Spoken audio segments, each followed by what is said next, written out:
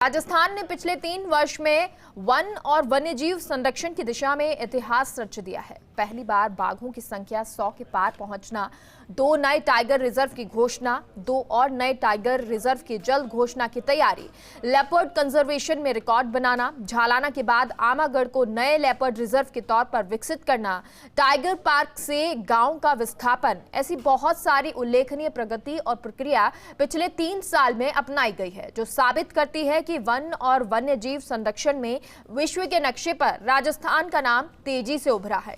जिस तरह से मुख्यमंत्री अशोक गहलोत की अध्यक्षता में स्टेट वाइल्ड लाइफ बोर्ड की मैराथन बैठक आयोजित होना और उसमें जिस तरह के मुद्दे उठे और किस तरह की प्रक्रिया भविष्य में अपनाई जाएगी, इस पर ब्यूरो चीफ निर्मल तिवारी ने स्टेट वाइल्ड लाइफ बोर्ड के सदस्यों से खास बातचीत की।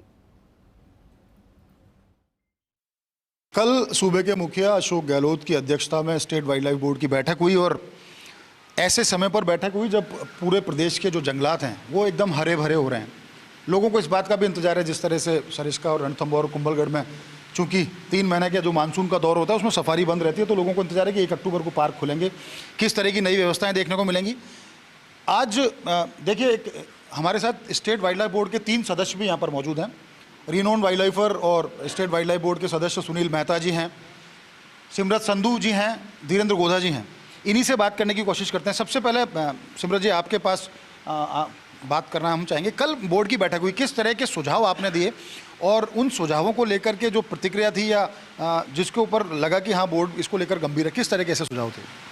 नमस्कार निर्मल जी, कल बहुत ही बढ़िया माहौल में मीटिंग हुई और सीएम बहुत रिलैक्स मूड में थे और बहुत पॉजिटिव मूड में थे, जो भी अपनी नई डेवलपमेंट्स प्रदेश में हो रही हैं फॉरेस्ट को लेकर। तो सभी मेंबर्स ने, जितने भी वहाँ पे जो पार्टिसिपेंट्स थे, सबकी तरफ से सुझाव आए। जो मेरी तरफ से सुझाव थे मेनली, उनमें एक तो था कि हमारे पास वाइल्ड लाइफ के कोई भी अपने डेजिग्नेटेड वेट्स नहीं हैं। अभी तक डिपार्टमेंट हमेशा ऑन डेपुटेशन मंगवाता है एनिमल हस्बेंड्री से, उससे कई बार प्रॉब्लम्स भी होती हैं। सो हमारा इनको एक सुझाव था, काफ़ी टाइम से ये चल रहा है कि इनके पास अपने डेजिग्नेटेड वेट्स होने चाहिए। तो मेरा एक सुझाव तो ये था। दूसरा, काफ़ी टाइम से, तकरीबन 3 साल से T104 एक बाड़े में बंद है रणथंभौर के अंदर। उसकी बहुत मार्मिक कंडीशन है और बाहर के टाइगर्स आके उसको रोज़ बाहर से अटैक भी करते हैं बेचारे को। उसके लिए मेरा रिक्वेस्ट यही था कि इसको यहाँ से हटाकर किसी बड़े इंक्लोजर में डाला जाए, अगर इसको खोलने में संकोच है। टाइगर रिज़र्व फोर्स की केवल बात होती है, टाइगर रिज़र्व फोर्स हमको चाहिए और जितने भी रिक्त पद हैं नीचे के लेवल के ऊपर, इनको जल्दी से भरा जाए ताकि हमारे जो जंगल हैं ये सुरक्षित हों और सेफ़ हों एनिमल्स के लिए। सरिस्का के अंदर illegal mining, illegal constructions of commercial activities CTH के अंदर भी जो हो रही हैं, और इसको बहुत स्ट्रॉन्ग पॉलिटिकल विल के साथ हैंडल करना चाहिए अगर अपने को फॉरेस्ट को और सरिस्का को बचाना है। एक हमारी जो मेरी तरफ से एक और जो सुझाव था और जो रिक्वेस्ट थी CM को, वो ये था कि सरिस्का में बहुत स्कोप है, टूरिज़्म का भी बहुत स्कोप है, पूरे एरिया को डेवलप करने के लिए सरिस्का बहुत इम्पॉर्टेंट है। और बाकी भी जो अपने टाइगर रिजर्व्स अब नए आए हैं, इन सब के अंदर रणथंभौर अब एक ब्रीडिंग ग्राउंड बन चुका है, इसलिए का नर्सरी नाउ टाइगर्स के लिए। वहाँ से अपने को जल्दी से जल्दी प्लान्ड वे के अंदर हमारे को टाइगर्स जो दूसरी सेंचुरीज़ हैं उनके अंदर लेके आने चाहिए। देखिए, सिमरत जी ने साफ तौर पर कहा कि कुछ सुझाव इस तरह के दिए और रुख भी उसमें CM का बड़ा पॉजिटिव नज़र आया। Sunil ji, being a state wildlife board के आप मेंबर भी हैं, आप, मैं तो कहता हूँ टूरिज्म सेक्टर के आप एक स्टेक होल्डर भी हैं, आप वाइल्ड लाइफ टूरिज्म के साथ भी जुड़े हुए हैं। सरिस्का को लेकर तमाम बातें होती हैं, रणथंभौर को लेकर बातें होती हैं। अभी सिमरत जी ने भी कहा कि रणथंभौर तो अब नर्सरी बन चुका है, उसको उसी तरह से यूज़ करें। क्यों नहीं बाघों को संतुलित करने के लिए, जीन पूल को सही करने के लिए दूसरे राज्यों से जो लाने की बात थी बाघ, वो कब आएंगे? और सरिस्का, चूँकि अब सरिस्का में सारे बाघ, अधिकतर बाघ उम्र दराज हो गए हैं, तो उसको लेकर किसी तरह कोई सुझाव था? देखिए, सबसे पहले मैं कहूँगा कि जो कल की बैठक थी वो एक अभूतपूर्व स्टेट वाइल्ड लाइफ बोर्ड की बैठक थी, एक हिस्टोरिकल बैठक थी जो 3 घंटे चली और बहुत प्रोडक्टिव, बहुत सकारात्मक विचार रखे गए और इसमें जो बातें हुई हैं वो बहुत पॉजिटिव और बहुत कंस्ट्रक्टिव बातें हुई। मुझे लगता है कि CM साहब भी, हम लोग कहते हैं कि भाई CM साहब सुपरमैन है, क्योंकि वो पूरे दिन भर दौरा करके आए और शाम को 3 घंटे में इतने फ्रेश लग रहे थे कि जैसे उन्होंने दिन भर आराम किया हो। पर सबसे जो मेन मुद्दा जो आपने बात करी सिरसा के लिए, देखिए सबसे पहले रणथंभौर एक नर्सरी उभर के आया, जैसे सिमरत जी ने कहा कि it's a natural breeding centre. अब हमें क्या है कि जो बाग जहाँ पे बाघों की तादाद ज़्यादा है, संख्या ज़्यादा है, वहाँ से हमें उन पार्कों को आबाद करना है जहाँ पे बाघ नहीं है, विलुप्त हो चुके हैं। सिरसा की आप बात कर रहे हैं, सिरसा देखिए एक प्राइड है हमें। अगर रणथंभौर छोड़े तो सिरसा अकेला एक ऐसा पार्क है जो कि नेशनल कैपिटल रीजन के अंदर है और जो भारत का टूरिज्म ट्रायंगल है उसका एक बिल्कुल मध्य में है, उसके आगरा, दिल्ली और जयपुर के मध्य में है। तो सिरसा में हम जानते हैं कि बाघ उम्रदराज हो चुके हैं और उनके लिए हमें एक नया जीन पूल भी इंट्रोड्यूस करना पड़ेगा, यंग टाइगर्स लेकर आने पड़ेंगे। आज जो सिरसा की जो टाइगर पॉपुलेशन है वो पिछले 30 दशक में सबसे ज़्यादा पॉपुलेशन है। अब हमें उसको संतुलित करना है। उसको संतुलित करने के लिए हमें और बाघ इंट्रोड्यूस करने पड़ेंगे और उससे ज़्यादा इंपॉर्टेंट है, जिसके लिए कल सीएम साहब ने भी बहुत बोला और उन्होंने पूरे ही जो मीटिंग में पूरा स्ट्रेस किया गया कि हमें यहाँ से गाँवों को रिलोकेट करना बहुत ज़रूरी है। जो गाँवों के मौजूदगी के कारण जो जैविक और अजैविक दबाव जो सिरसा पे पड़ रहा है, उससे जो बाघों का संरक्षण है उस पर भी विपरीत असर पड़ रहा है। तो इसको लेके बहुत कल बहस भी हुई, कल चर्चा भी हुई और सीएम साहब ने और जो प्रमुख सचिव हैं उन्होंने भी सुझाव चर्चाए कि हमें साथ मिलके एकजुट सोच के एक्सपर्ट ओपिनियन लेके हमें ये देखना है कि ये इन गाँवों को कैसे बाहर अच्छी तरह सही ढंग से ह्यूमैनिटेरियन ग्राउंड्स देखते हुए विस्थापित कर सकें। मेहता जी, मुझे एक बात याद आ रही है इसी बीच में। मुझे जहाँ तक याद है एक बार हमारे बीच में चर्चा भी हुई थी कि महाराष्ट्र के जो CWLW है वो इस बात के लिए तैयार भी हैं कि वो वहाँ बाघ देने को तैयार है राजस्थान को। क्या अड़चने हैं कि महाराष्ट्र से बाघ नहीं आ रहा और जीन पूल को ठीक करने के लिए महाराष्ट्र से बाघ आना कितना ज़रूरी है? देखिए, मुझे कल ही पता लगा कि महाराष्ट्र से उनके जो चीफ वाइल्ड लाइफ वार्डन है सुनील लिमय साहब, उन्होंने सैद्धांतिक रूप से इन प्रिंसिपल उन्होंने एग्री कर दिया कि हम 10 बाघ करीब आपको दे सकते हैं राजस्थान में। इसके लिए शायद NTC से बात की गई। NTC ने क्यों मना कर दिया ये मेरी समझ के परे है। NTC का एक रोल होना चाहिए। वो कहते हैं कि साहब जीन पूल अलग अलग है, हम वही तो चाहते हैं, जीन की जो डाइवर्सिटी चाहिए हमें जीन पूल की वही हम करना चाहते हैं। अगर आज से सदियों साल 100 साल पहले देखेंगे और अभी भी रिकॉर्ड है कि बाघ हज़ार किलोमीटर ट्रैवल करके एक जंगल से दूसरे जंगल गए हैं। तो वो ये तो होता आ रहा है, इतिहास से होता आ रहा है। अब क्योंकि जो कॉरिडोर्स हैं, जो फॉरेस्ट कॉरिडोर्स हैं, जो माइग्रेटरी कॉरिडोर्स हैं, वो टूट चुके हैं, वो फ्रैगमेंट हो चुके हैं, मनुष्य के जैसे डेवलपमेंट चालू हुआ उससे टूट चुके हैं। तो ये मैं नहीं मानता कि उनका जो कहना है कि अभी बहुत जल्दी है और हमें और दूसरे से बाघ नहीं लाना चाहिए। जैसे कि सिरसा के और रणथंभौर के बाघ हैं, वो एक ही फादर की उत्पन्न है। रणथंभौर भौगोलिक कंडीशन ऐसी है कि चारों तरफ से घिरा हुआ है, दूसरी तरफ से और कोई पार्क से बाघ वहाँ आते नहीं है। तो जो बाघ वहाँ हैं वहीं से कुनबा बढ़ता जा रहा है।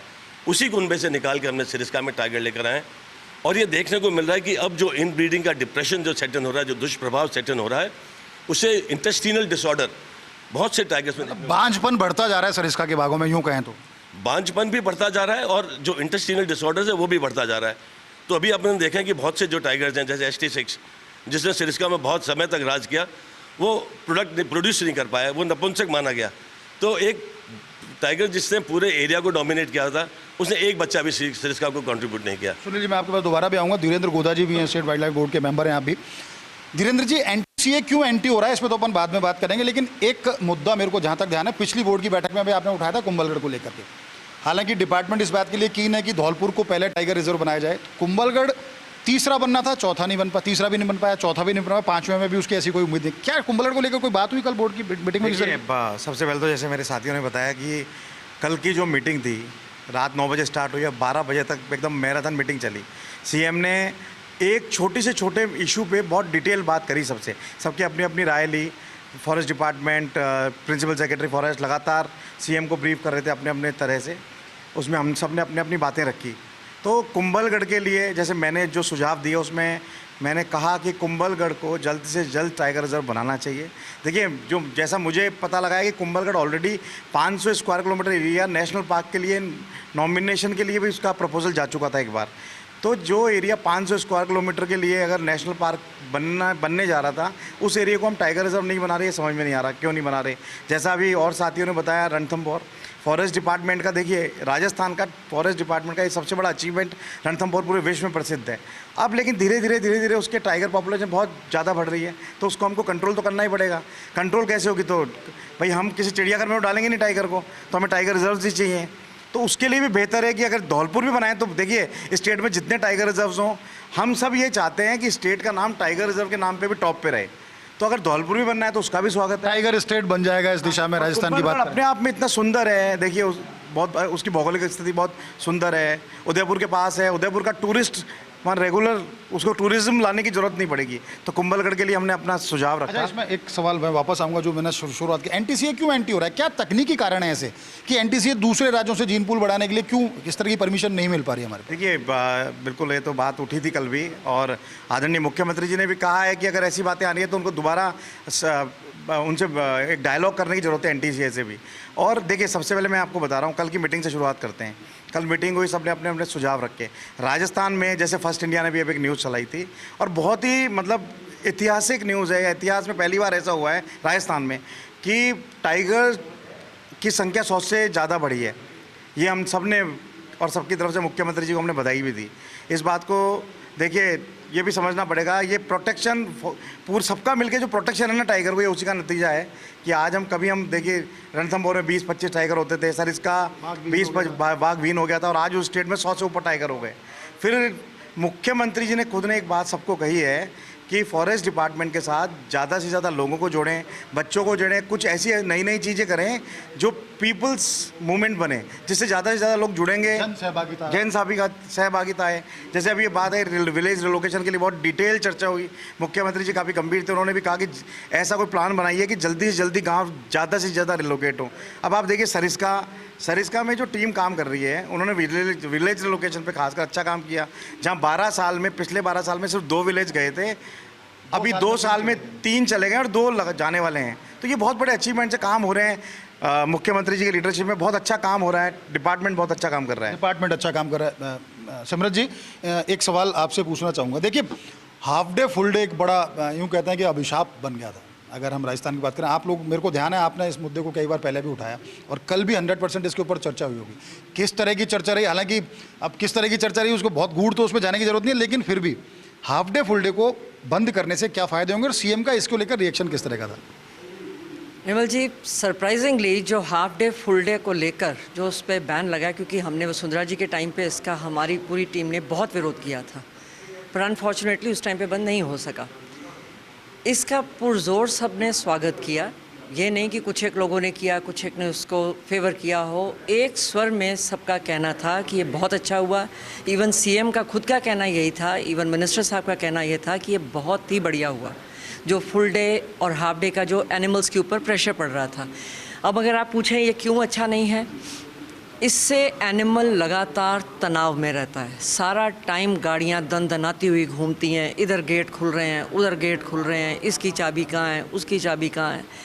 सो वो टाइगर का हैबिटाट है, उसको अपने को रिस्पेक्ट करना है, उसको जस्ट टूरिज़्म को इतना हावी नहीं करना है कि हम टाइगर का जो नेचर है, जो नॉट ओनली टाइगर, फॉरेस्ट सभी को बिलोंग करता है, सभी एनिमल्स को बिलोंग करता है, हमारे को उनको स्पेस देनी पड़ेगी।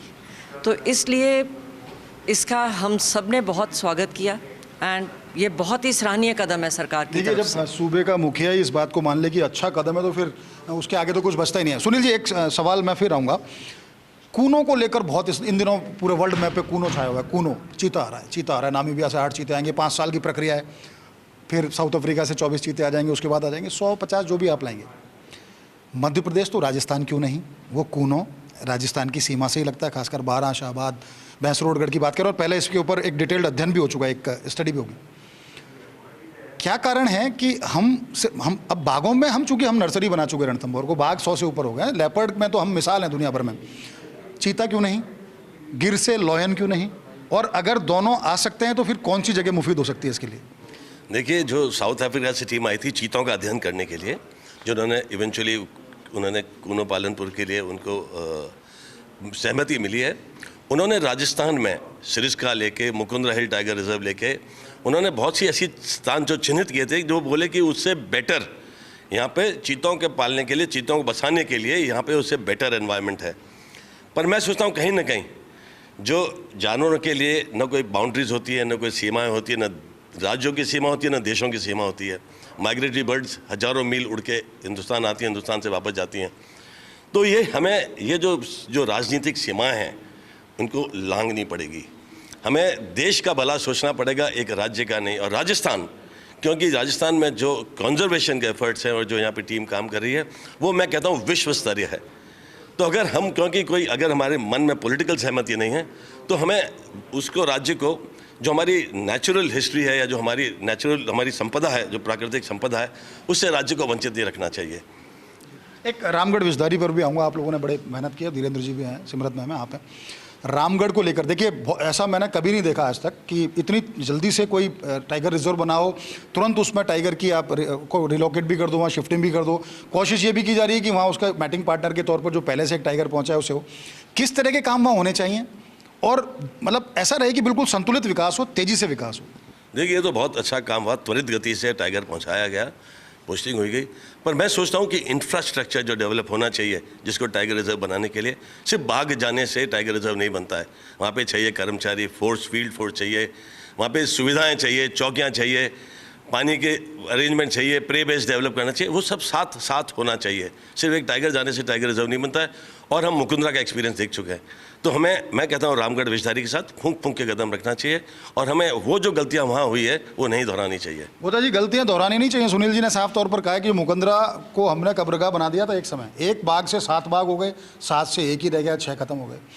सिमरत जी भी, इनके चेहरे पे भी इस तरह के एक्सप्रेशन आ रहे हैं जैसे ही मुकुंदरा की बात की। आपके पास भी आऊँगा, लेकिन एक बार रामगढ़ विषधारी को लेकर के कि वो इतिहास, वो एक ऐसा दागदार इतिहास ना दोहराया जाए और रामगढ़ एक मिसाल बने, किस तरह की प्रक्रिया अपनानी चाहिए?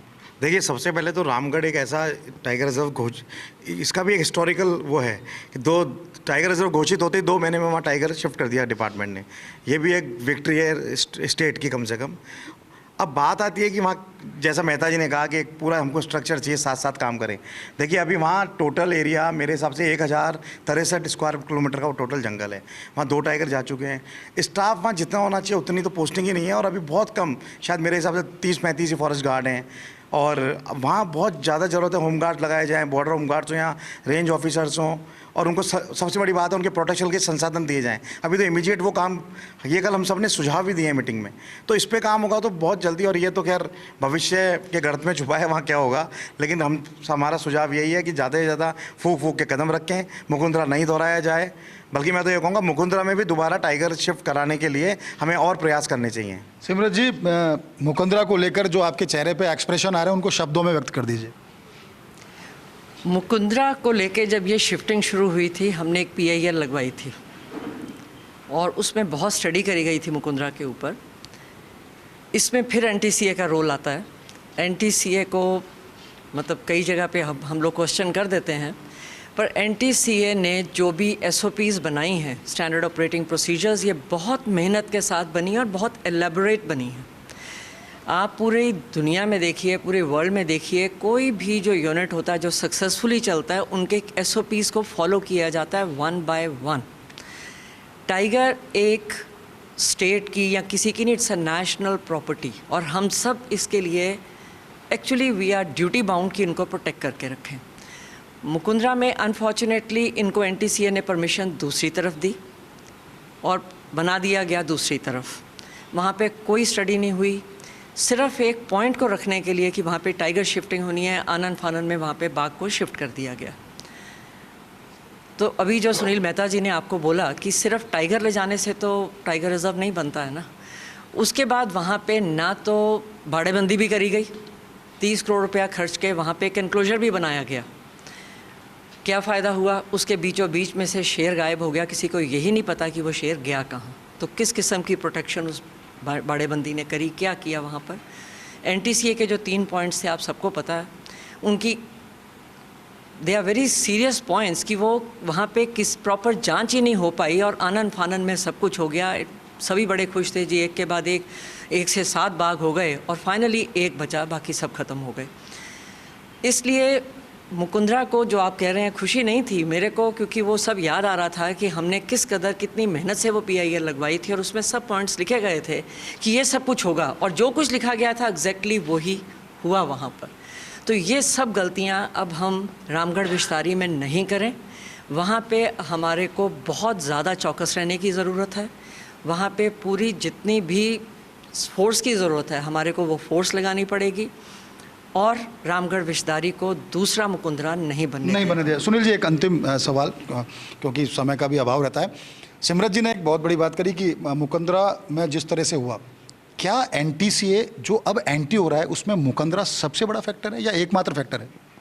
देखिए, एनटीसीए का जो रोल है वो इस नेशनल टाइगर कंजर्वेशन अथॉरिटी, राष्ट्रीय स्तर पे बाघों को सुरक्षा संरक्षित करना उनका काम है।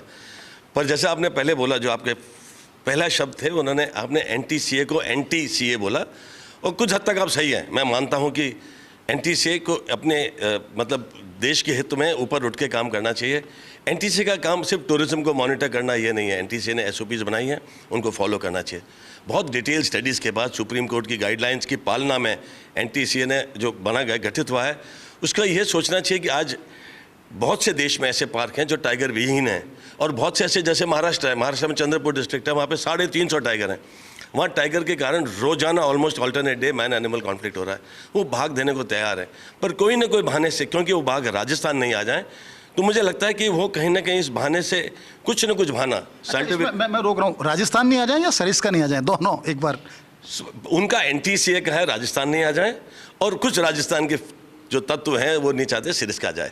सिरिस्का को मैं हमेशा बोलता हूँ, पहले भी मैंने आप ही के चैनल पे फर्स्ट में बोला था कि कुछ लोगों के व्यवहार से मुझे ऐसा लगता है कि सिरिस्का राजस्थान में नहीं पर पाकिस्तान में है। सरिस्का राजस्थान में, पाकिस्तान। अच्छा, मैं तो गोदा जी चलते चलते एक सवाल, SBWL की कल जो बैठक हुई उसमें क्या झालाना को लेकर के भी कुछ हुआ, क्योंकि आप लोगों का ना बड़ा जुड़ाव रहा है झालाना से? जी जी जी, देखिए झालाना की बात हुई है, हमने स्पष्ट कहा है कि झालाना में कई सालों से, पिछली बार हमने खुद चीफ वाइल्ड लाइफ से बात करके प्रे बेस बढ़ाने के लिए हम लगातार सुझाव देते रहे हैं। तो चीफ वाइल्ड लाइफ से हमने बात की थी और उन्होंने एग्री किया था, बाकायदा एक ऑर्डर निकला था कि वो 50 वाइल्ड चीतल भरतपुर से लाके उसको झालाना में भी प्रे बेस बढ़ाने के लिए छोड़ेंगे। बट अभी तक उस पर कोई बात नहीं हुई, तो हमने डिमांड करी है कि झालाना और आमागढ़ इन दोनों जगह पे प्रे बेस के लिए काम किया जाए। चलिए, बहुत बहुत धन्यवाद। तो आपने देखा, सुनील मेहता जी, सिमरत संधू जी, धीरेन्द्र गोदा, ये स्टेट वाइल्ड लाइफ बोर्ड के सदस्य हैं, और साफ तौर पर कहना है कल जिस तरह से मीटिंग हुई कि एनटीसीए के अगर रुख की बात करें तो एनटीसीए को पूर्वाग्रह छोड़ने होंगे। पूर्वाग्रह छोड़ के वन नेशन की उस पर एक परिकल्पना पे, एक भावना पे काम करना पड़ेगा। सब राज्यों से समान व्यवहार भी हो। महाराष्ट्र से क्यों नहीं यहाँ लाए जा सकते जीन पूल बढ़ाने के लिए बाघ, उस पर भी चर्चा हुई। गाँव के विस्थापन को लेकर बड़ी गंभीर चर्चा मुख्यमंत्री अशोक गहलोत की अध्यक्षता में हुई। उसके अलावा किस तरह से नए टाइगर रिजर्व्स बनाना है, लेपर्ड कंजर्वेशन रिजर्व्स को जो प्रोजेक्ट है उसको किस तरह से आगे ले जाना है, बहुत सारी तमाम बातें हुई। हाफ डे फुल डे को लेकर सीएम ने अप्रिशिएट किया कि अच्छा किया, जो वाइल्ड एनिमल्स में जो स्ट्रेस बढ़ रहा था उस स्ट्रेस को कम करने के लिए बड़ा बेहतर कदम है। तो उम्मीद की जानी चाहिए कि कल जिस तरह से जो स्टेट वाइल्ड लाइफ बोर्ड की मीटिंग हुई, 3 घंटे की मैराथन बैठक में जिस तरह के निर्णय लिए गए हैं, निश्चित तौर पर उनसे प्रदेश के अंदर वन और वन्यजीव संरक्षण को ज़्यादा मजबूती मिलेगी और पहले से भी ज़्यादा बेहतर काम हो सकेंगे। कैमरा पर्सन इकबाल के साथ Nirmal Tiwari, first India news, Jaipur.